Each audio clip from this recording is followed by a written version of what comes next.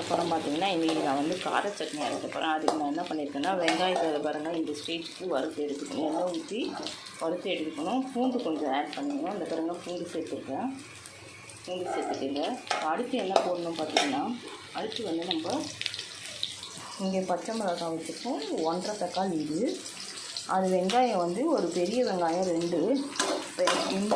இந்த மிளகா போடுறதுக்கு காரத்துக்கு இப்போ நம்ம இது வந்து இதை சேர்த்துருவோம். சேர்த்துட்டு இது ஒரு 5 நிமிஷம் வதக்கணும். வதக்கி முடிச்சதுக்கப்புறமா நம்ம ஆற விட்டுட்டு 5 நிமிஷம் வதக்கணும். ஃபஸ்ட்டு அது வதக்கி நல்லா கொஞ்சம் அந்த தக்காளி கொஞ்சம் லேட்டாக வதங்கினதுக்கப்புறமா நம்ம ஒரு 10 நிமிஷம் வதக்கி எடுத்து ஆற வச்சுட்டு அப்புறமா நம்ம மிக்ஸியில் போய் அரைச்சிட்டு வந்துட்டு ஆரஞ்சுக்கப்புறம் அரைங்க. சூடாக இருக்கும்போது அரைச்சிங்கன்னா தெரிக்கும், மேலெல்லாம் தெரிக்கும். ஆற விட்டு அரைங்க. அரைச்சிட்டு